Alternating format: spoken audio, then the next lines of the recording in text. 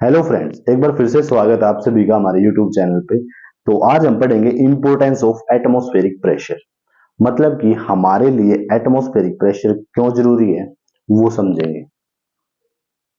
ठीक है, देखो, we make use of atmospheric pressure in our day to day life while performing very many simple task.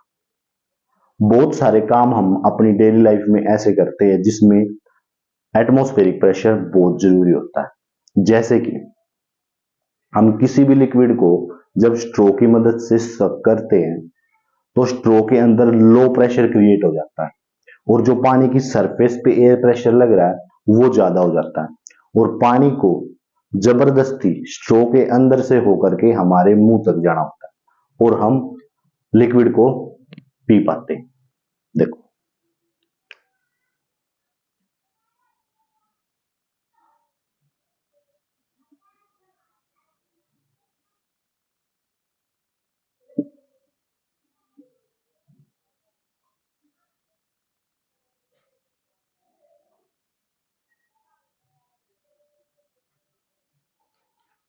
स्ट्रो है और ये लिक्विड है। जब हमने सक करा यहां से तो स्ट्रो के अंदर लो प्रेशर क्रिएट हुआ, इसके अंदर की एयर खत्म होगी, हमने शक कर ली और इसके अंदर लो प्रेशर क्रिएट हुआ और जो पानी की सरफेस पे एयर प्रेशर लग रहा है बाहर से वो ज्यादा है। तो पानी को जबरदस्ती स्ट्रो के अंदर से होकर के हमारे मुंह तक जाना होता है और हम लिक्विड को पी पाते हैं। ठीक है, ओके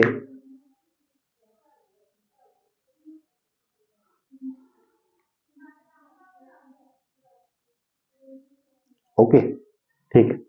ठीक इसी तरह सिरंज भी काम करती है। देखो, ठीक है, देखो, जैसे हम किसी भी लिक्विड को स्ट्रो की मदद से सक करते हैं ठीक उसी तरह ये सिरंज भी काम करती है। देखो, अब मैं इसके रबर पैड को अगर खींचूंगा तो इसके अंदर लो एयर प्रेशर क्रिएट होगा और जो पानी की सरफेस पे लग रहा है बाहर से वो एयर प्रेशर ज्यादा है। तो लिक्विड को जबरदस्ती सिरिंज के अंदर जाना पड़ेगा। ठीक है, देखो एक बार।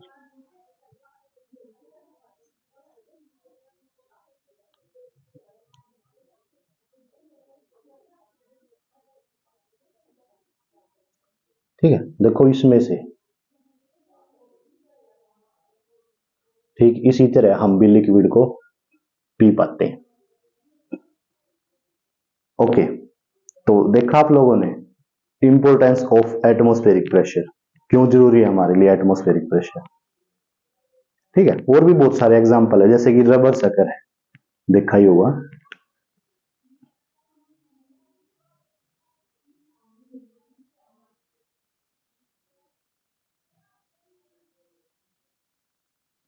दीवार पे चिपकता है जो, अब इसको हम प्रेस करेंगे तो वही इसके अंदर की हवा बाहर निकल जाएगी और अंदर वही लो एयर प्रेशर क्रिएट हो जाएगा और जो बाहर का एयर प्रेशर है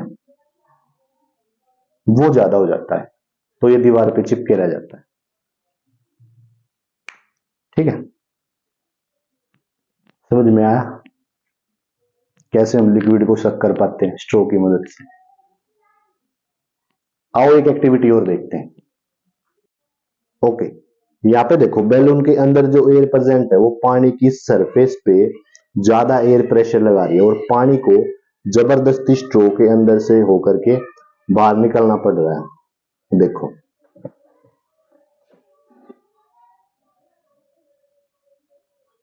यहाँ पे एयर प्रेशर ज्यादा लगेगा तो पानी को जबरदस्ती स्ट्रो के अंदर से होकर के बाहर निकलना पड़ रहा है।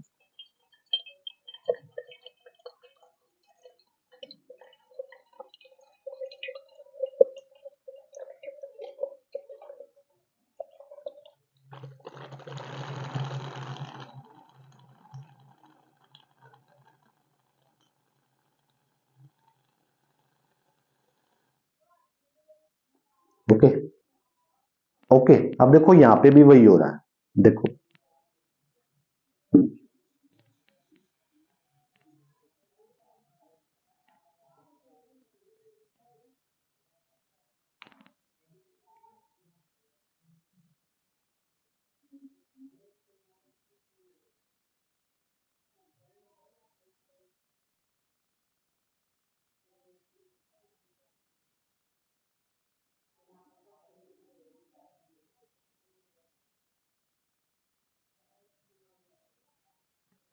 बैलून के अंदर जो एयर है वो पानी की सरफेस पे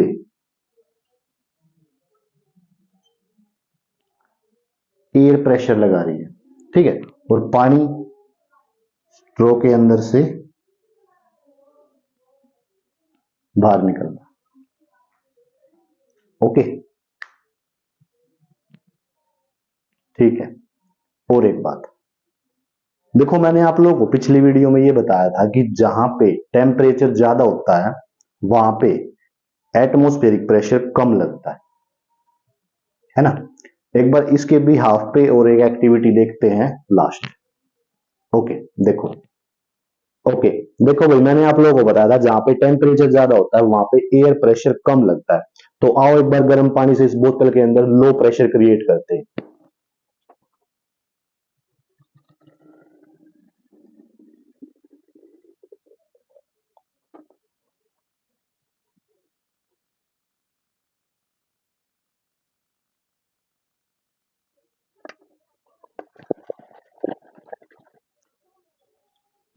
अब इस बोतल के अंदर की एयर गर्म होके हल्की हुई और अंदर लो प्रेशर क्रिएट हुआ, और बाहर का एयर प्रेशर ज्यादा था जो पानी की सरफेस पे लग रहा था। इसीलिए पानी को हाई प्रेशर से लो प्रेशर की तरफ जाना पड़ा। ओके,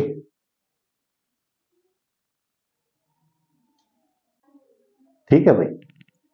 तो गर्म पानी से बोतल के अंदर हवा गर्म होके हल्की हुई और बोतल के अंदर लो प्रेशर क्रिएट हो गया, और जो पानी था नीचे उसकी सरफेस पे बाहर का जो एयर प्रेशर था वो ज्यादा लग रहा है, ठीक है, इसीलिए पानी नीचे से ऊपर की तरफ जा रहा था। ओके, ठीक है। अब देखो एक लास्ट बात, बच्चों को कंफ्यूजन रहती है फोर्स और प्रेशर एक ही बात होती है। नहीं, फोर्स और प्रेशर दोनों बिल्कुल एक दूसरे से अलग अलग है। फोर्स अलग बात है, प्रेशर अलग बात है। देखो,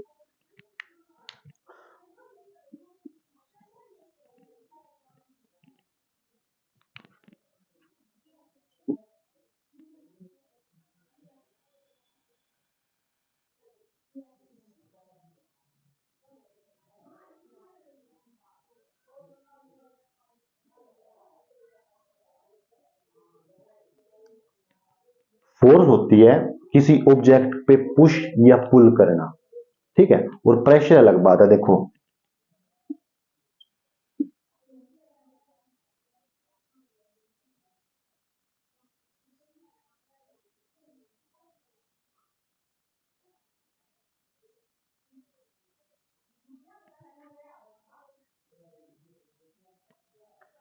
प्रेशर अलग बात है किसी ऑब्जेक्ट पे परपेंडिकुलर फोर्स लगना पर यूनिट एरिया पे, उसको हम प्रेशर बोलते हैं।